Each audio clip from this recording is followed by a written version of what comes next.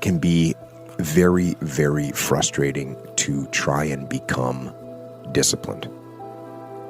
And I apologize that I haven't talked about the fact of what to do if you come from an undisciplined family or you have undisciplined parents. I haven't really talked about what to do in that situation, but there's a reason that I haven't talked about that before, and that is because you don't get discipline from your parents.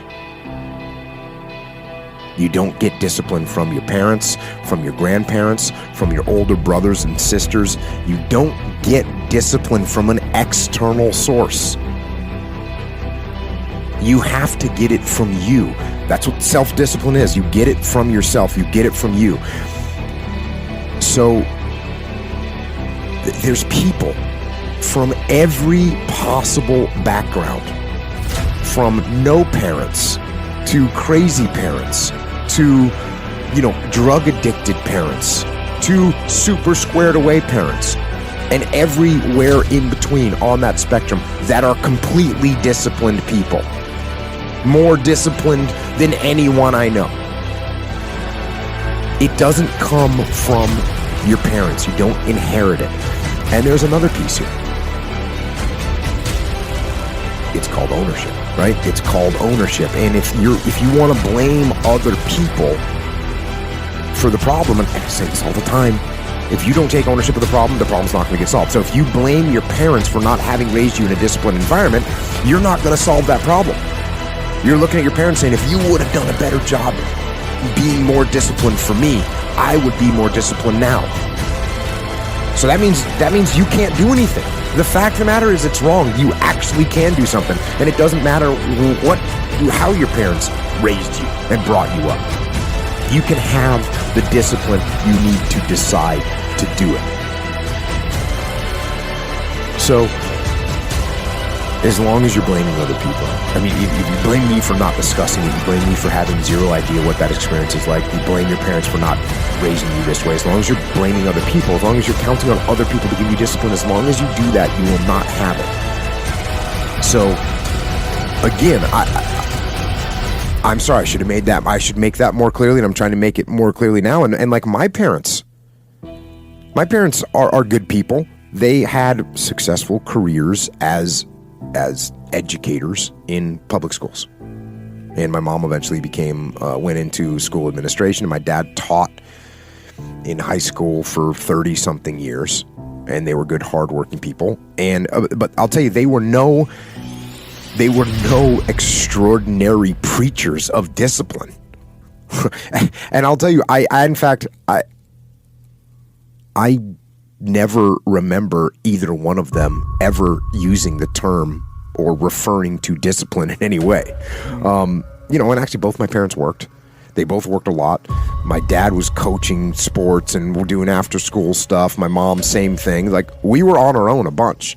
My parents were gone in the morning. We got ourselves to school. When we got home in the afternoon, they weren't home.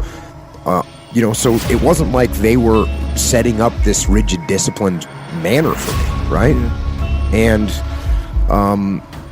And you can see this with families, many, many different families. There's families that have kids that the parents are very disciplined and the kids are wild and out of control. Sometimes it problematically so, right?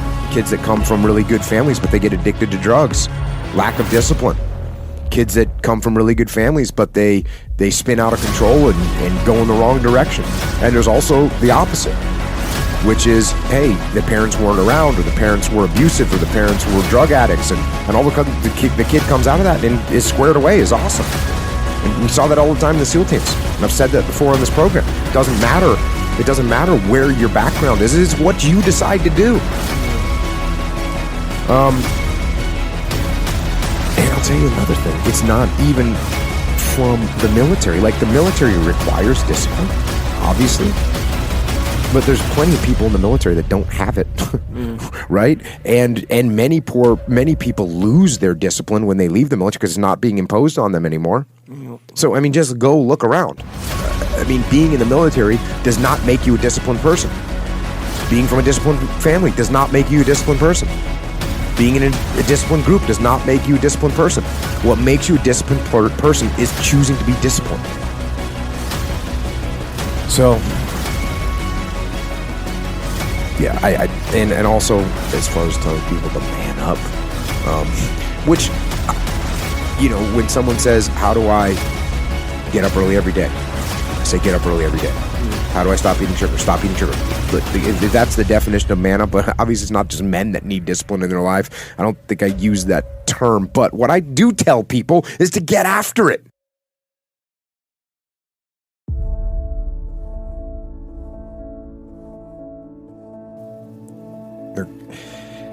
I keep getting asked this type of question: how do I get discipline, or how do I want discipline, or how do I maintain discipline?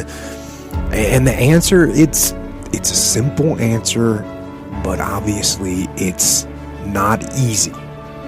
And there's all kinds of little tricks and methods that people talk about, and they have some merit. Maybe they do work, these things, do the little things people say, and wake up early. I say that, and write things down, and take cold showers, and tell everyone what you're going to do. So broadcast it, and make promises, or make bets with your friends of something that you don't want to lose. And those things, those ideas, they're cool. I'm sure they're going to have some impact, and if they work for you, that's awesome. But the fact of the matter is that the reason discipline is hard to maintain is because it is hard to maintain. That's what makes discipline hard. It's hard. And if you hear me claim that discipline is easy for me, then straight up, that's just my ego talking. That's what that is. Because I'm, unfortunately, just as human as everyone else. And it is work to maintain the discipline. That's what it is. Work. Holding the line. Maintaining the standard. Giving no slack, none. That's the discipline. That's the discipline, and it is hard. And if there's one thing I would say that does make it easier, it's to envision what it feels like when you're done. What it feels like after you've worked out, or you've held the line on your food intake, or you've pushed through some monotonous project that you have to do, and all those things. When they're done, they feel good. And contrary to that, envision what you will feel like later when you let the discipline slack. You know the feeling. Feeling weak and defeated, and you know that you're falling behind. So get to know those two different types of feelings and ask yourself which one you want to feel in 10 minutes or in a half an hour. When the thing is done, when the discipline has been implemented. Remember what that feels like, and then remember that those minutes and those hours, they turn into weeks and months and years, and holding the line in those critical minutes will put you in an infinitely better place, physically and mentally, if you maintain the discipline. So work through the weakness, fight through the temptation, hold the line. Hold the line, maintain the discipline. It is not easy, but it is worth it. Because, yes, because discipline equals freedom. I tell people to do the things that they know they're supposed to do. right? There's things that you know you're supposed to do as a human being. Things that you know are going to improve your life. Do those things. There's things that you know are going to make you a worse person and make your life worse. Don't do those things. Don't do the things that are making you weaker. Start doing the things that are going to make you stronger and smarter and faster and healthier and going to make you a better human being. And I'll say the same thing to this guy. You want to be more disciplined? Get after it. That's it. Get up early. Do some kind of workout. Eat good foods. Clean your room. Make a list of things that you're supposed to do in your life, and then wake up in the morning and do those things that you put on the list. That's what discipline is. And no, it is not easy. But you're not going to get it from anyone else but you. And it's worth it, and it is the thing that is going to bring you freedom. You know how people, they'll find reasons when it's worth it, even though they've never experienced, like, you know, like a person who has a heart attack or something, is like, and they have kids, young kids or something, they have a heart attack, maybe never worked out ever in their life. They have a heart attack, they almost died, they're like, guess what? I'm working out every single day, I'm a vegetarian now, you know, like doing major changes that they've never even thought about making, and they'll do it because they decided it's worth it. And they'll be disciplined, they'll find that discipline real quick, no matter how they were trained, as, you know, their environment when they were growing up. Because now they see that it's going to be worth it. That's it. Discipline itself, just like I said, that's going to come from you. Your parents can teach it, but guess who has to? It's still you. It's still you. And you can go to the military to specifically learn discipline. When you leave, it's on you. Yeah, exactly right. And just like I said, like, yeah, I know people who are done with the military and are glad they're done with that. Right. They're glad with this waking up early. They're glad they fast forward 6 months. They're out of shape. They're not doing anything productive. It's horrible to see. But it happens. It happens with the military. It happens with anything. It happens when kids get out of high school sports. And all of a sudden I don't have to do that anymore. I don't have to listen to coach. Yeah. Crazy time. Don't listen to coach. Listen to yourself. Determine whether or not it's worth it. And I'm telling you, you don't need to determine. I'm telling you it's worth it. Oh, yeah. I'm telling you it is worth it. And you know what? You actually know it's worth it. That's why you're asking this question. You know it's worth it. You know it's worth it to have discipline, but you think there's an easier way. You think that it's something that people have. You think that when Jocko's alarm clock goes off, it's like, oh, just like my father taught me, I rise and I shine. You know, like, no. It's like the pillow feels soft and comfortable. And the alarm clock is banging on my head and I don't like it. But you know what? I know it's worth it to get up and get after it. I know it's worth it, and you know it's worth it. Sure, there's people that don't. You know, when you're 16 years old, you don't know the value of discipline. You don't know that the way you're acting right now is going to affect you in 5 years. You don't know that you can set your whole life up to be pretty awesome. You don't know that yet. You're just like worried about where you're going on a Friday night, right? So this guy knows, and he wants it. And he's looking for where he can find it. And where he can find it is in the mirror.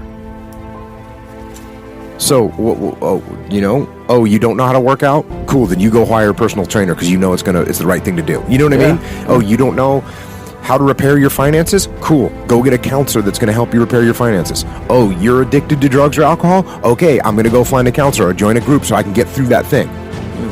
No one's going to hold your hand and bring you into any of those situations. You got to do it yourself. You got to have the discipline to make it happen. There's so much knowledge out there, so much information, so many ways to get better.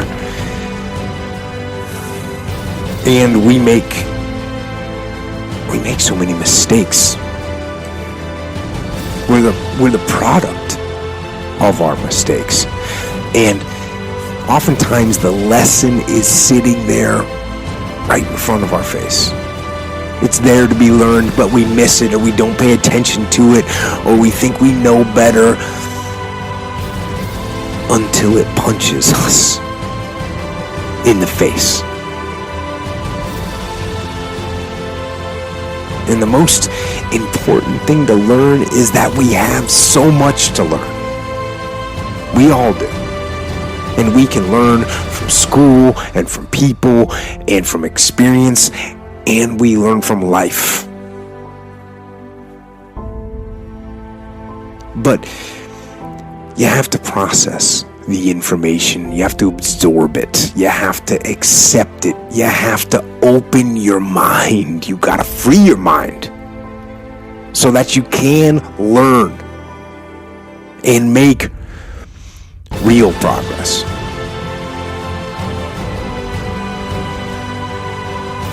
And as far as regrets and things I wish I would have done differently, of course. Hindsight is 20/20, and looking back, of course, who wouldn't want to take another go at something and improve on the first try by doing it again? And then why not do it again and again and again, and why not just do it over and over again until you have it perfect? But the fact is, you don't get that chance. You get one shot at this gig right here. Life. One life. That's all you've got. And regret, in and of itself, it's worthless. It does nothing for you.